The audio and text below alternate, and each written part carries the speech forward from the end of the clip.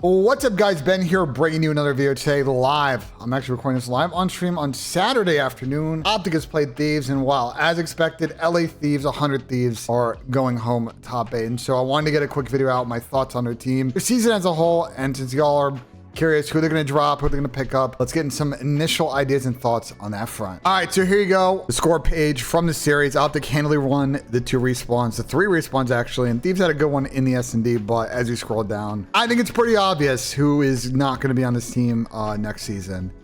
Dynasty and Envoy really struggled at the last 2 events and at this one, and I do think that Hydra and Scrap are going to look to probably replace both of those players. Because look, even though you got, a couple of nice victories on here, the minor 2 win online, the really good effort they showed at Major 1 where they just came up short by 1 round in the last map of that series in the grand final, and then the 2 back-to-back wins, a top 8 at Chance and a top 8 at EWC is just not going to be enough for this team to really look on the season and be like, in the big tournaments, we clutched up, we were the best team. I think they're going to want to make a change. So, I think for Hydra and Scrap, I think it's great seasons, but I think for Dan and Dill, they're all going to look to upgrade on that front. So let's take a look at kind of who's out there. We're going to talk pros and some challengers players. I'm going to let you know who I think they may look at. All right, so this is a big one off the rip. ATL.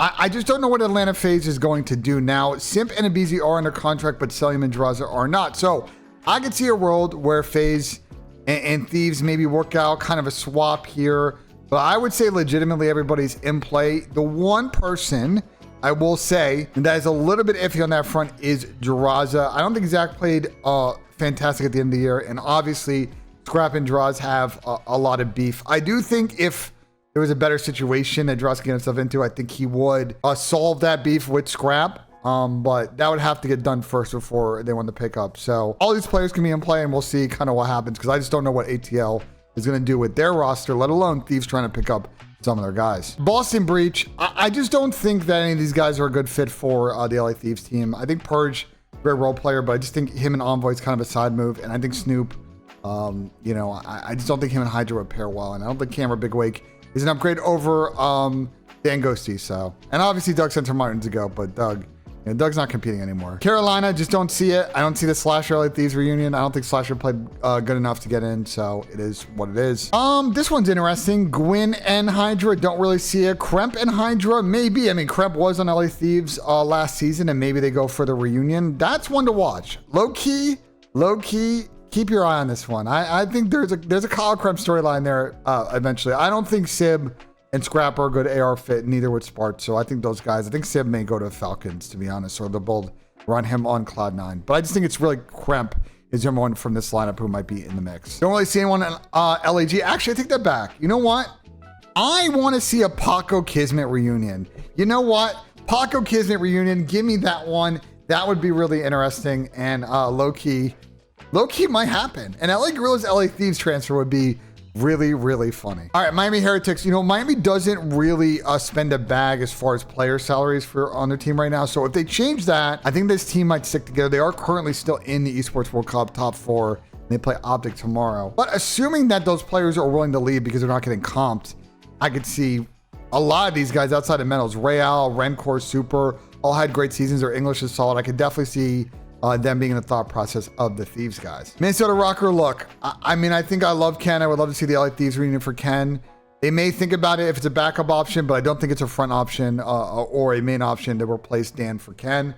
And honestly, a Nero, Estriel, Geo, I just think that's side moves, and I don't see it. I think Thieves would have concerns about some of these players' ability to win, because clearly they have struggled with that the last couple of years. Nobody from OpTic is getting dropped, so unless Kyler somehow is replaced by Simp or something crazy, I don't see it. That being said, there is I don't know if y'all have seen, and there was news that Halo HCS is not continuing next year. So some of those Halo players, maybe you wanted to make a chance on OpTic Halo. I don't know. I think those guys may just go into challengers first so they come over, but out of the box idea, not necessarily on the CDL team, but on their Halo team. That could be, I'm like Legend. You never know. You never know. Could be an out of the box idea. Toronto Ultra, Jodeci's was on LA Thieves before. Would be interesting to see him and Paco as a sub duo. That'd be kind of crazy. Kleenex, I think, would be a good add. Abe, I think I could see this if Toronto make changes, but I don't know if this is going to be the first option of players. And Toronto's also still in the tournament right now. by the way, on the side with Vancouver. And speaking of Vancouver, we talked about this on the last video. I do think this team's gonna have a tough time sticking together for the same reasons as Miami Heretics. So 0-4, Abuza, Nasty, Neptune. You can make a case for all these guys. Byron was on the team last year. Byron played pretty good for Thieves last year. Neptune's a running down sub. You can see him and Hydra potentially pair off, although Dirty Work a little bit of an issue there. 0-4 would be a nice playmaking sub to build around for Dylan Envoy. Maybe a little bit more consistent, but it's more of a side move. And Abuza to replace Dan, I kind of really like that move. And then on the Vegas side, I just don't see it, bro, for any of these guys. I don't see them trying to pair Paco and AG. I just don't see that as an option, so I think it is what it is. All right, let's talk challengers options. Look, for the same thing I said in the FaZe video, if, you know, Thieves looks at it and they can't really get any pros, or maybe they want to take a chance on some rookies. Crazy and Mamba, man, on that Omit team. They did crash out of the tournament top 8 today, got smoked by Toronto, but I think Crazy and Mamba are going to get in the league, and so yeah. I think there's some good options there. As for everybody else on the bottom, you know, Niam's kind of an outside option. I don't really know. I don't think they're going to really take that risk.